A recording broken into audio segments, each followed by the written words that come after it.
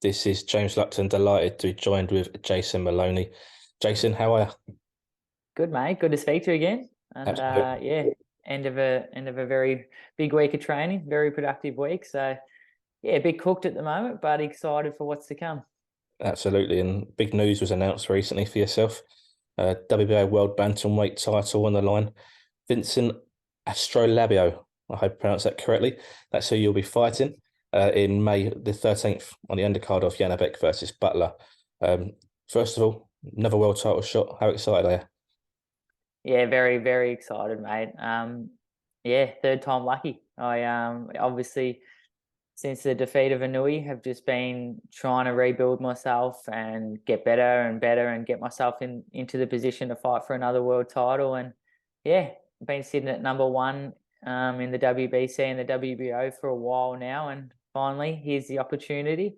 And yeah, we've got the opponent in front of us, and yeah, I feel great, very confident that I'll win this fight and become world champion, and yeah, achieve every boxer's dream and become champion of the world. Absolutely. You mentioned they've been number one with the WA and WBC for quite a while now. And there was a lot of talks and a lot of names flying about for yourself previously, and things fell through and didn't materialize for whatever reason. How frustrating was that? Yeah, it was frustrating, mate.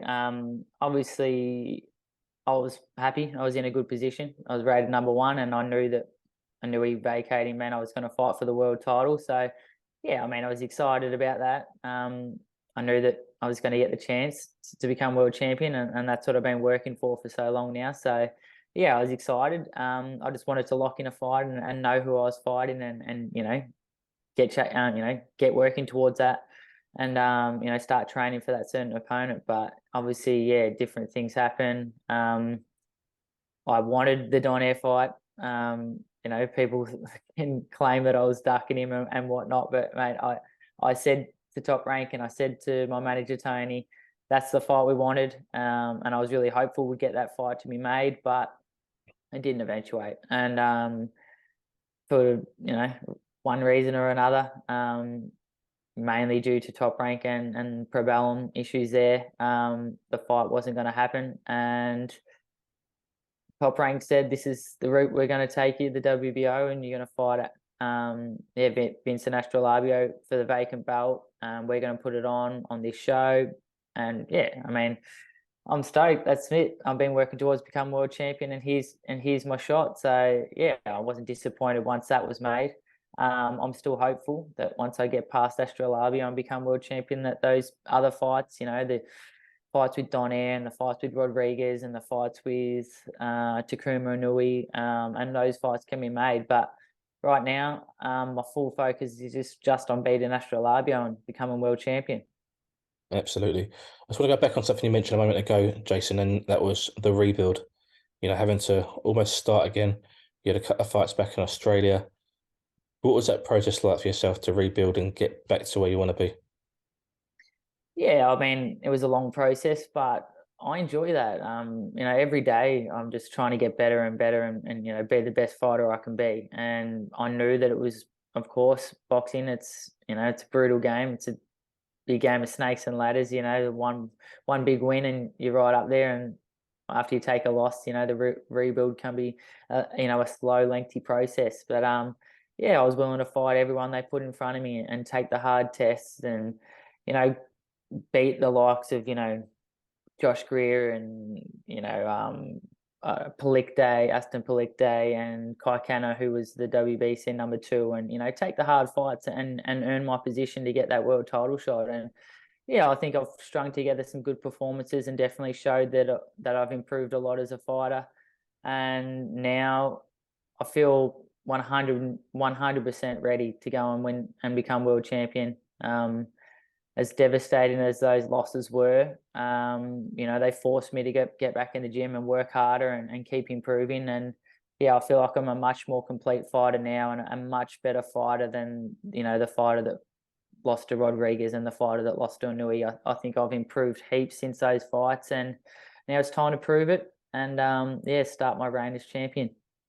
Absolutely. Now, people might look at your opponent, Astrolabio, and look at his name and go, well, I've never heard of him before. He's clearly an easier fight than Donaire.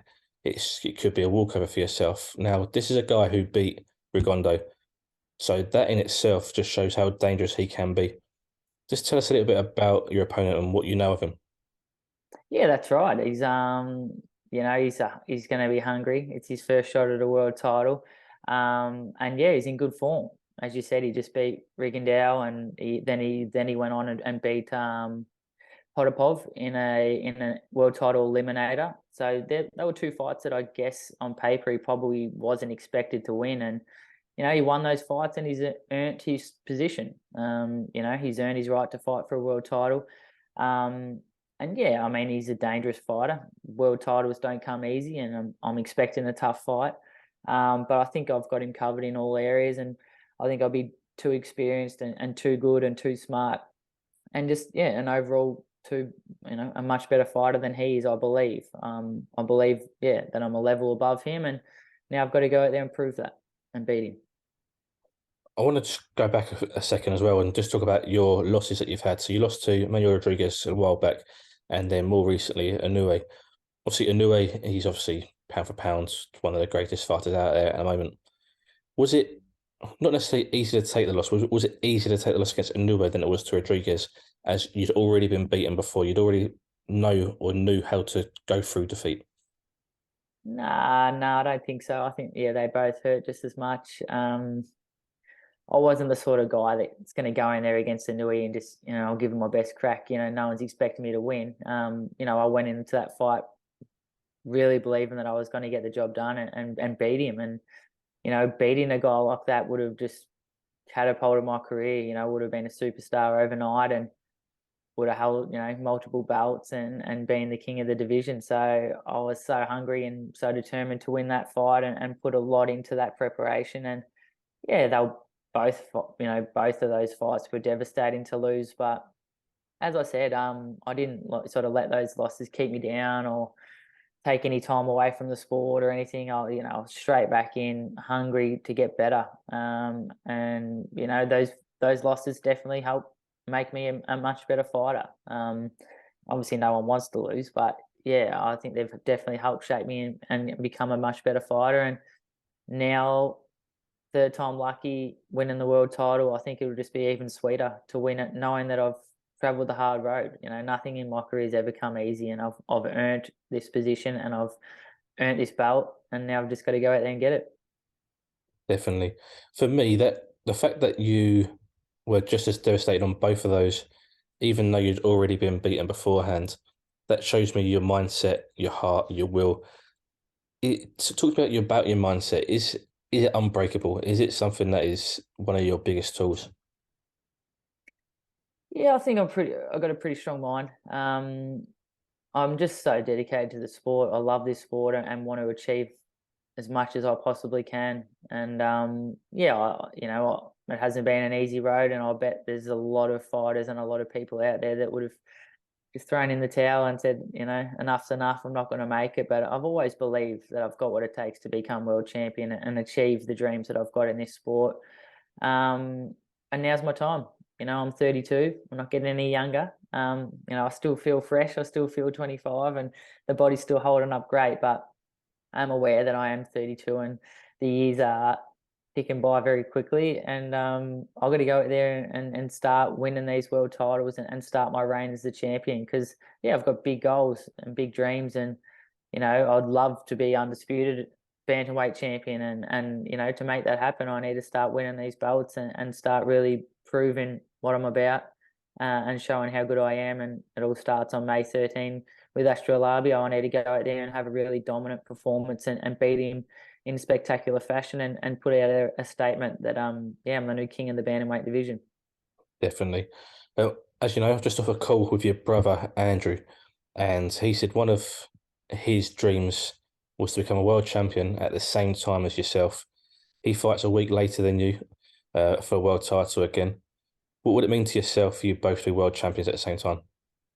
Yeah, mate, very, very special. It's what we've been working towards since day one. We've both rode this roller coaster together with, plenty of highs and plenty of lows, but we've just stuck together and worked hard every day and stayed disciplined and dedicated and made so many sacrifices to be in these positions. And we've always just wanted to be champions together, and be like the little Klitschko's, and rule these lighter weights for a long time. And yeah, here's our opportunity. Andrew obviously held a world title for a short time in 2019, I believe it was, but I have never become world champion. But now we've both got ourselves back into that contention. Well, and we get our opportunities May 13 and May 20, 1 week after each other, to become world champions. And yeah, it's going to be a very, very special moment for, not only our family, but our team and our sponsors, and everyone that supported us since day one, to see us both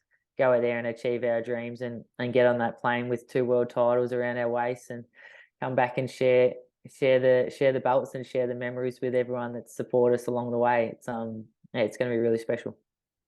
Just the last question from me, Jason. You mentioned the little Klitschko's. Obviously, you're both brothers. You're in the same sport together, like the Klitschko brothers were, like the Edwards brothers are currently, like the Spinks brothers, etc. So many through the years. Did you ever look up to any of these siblings in the sport, although not maybe at your weight? Did you ever look at these guys and think this will be me and Andrew one day? Yeah, I mean, I haven't yeah, when I say the Klitschko's, like, they weren't really fighters that I loved watching, but so much respect for what they achieved. They dominated the heavyweight division for a decade, and no one could beat them. And yeah, I had a huge amount of respect for them, and definitely always thought, how great that would be for me and Andrew. And certainly something that we've been chasing is, to have that dominance. And even though we're not in the same division, for us to reign as champions in both our divisions, and have long successful reigns. I don't mean just winning the belts and job done. I mean, we want to hold on to these belts, and collect others, and unify and become undisputed. And there's dreams beyond these fights, but ultimately, yeah, just to go out there May 13, May 20, and win these belts is, the start of something special. And once we've achieved those goals, then obviously the goalposts move, and we keep working and we keep working. But yeah, I mean, if we could be regarded in the lighter weights as, something similar to the Klitschko's, then that would be spectacular. Absolutely. Well, Jason, thank you very much for your time. Only a month away now, really. Next month to two Moloney world champions, hopefully. So Yes. hope your hands get raised. But thank you for your time. All the best for the fight. But I'm sure we'll speak again before the fight. Yeah, pleasure, mate. Thanks for your support always. Good to chat. Andrew, mate, thank you.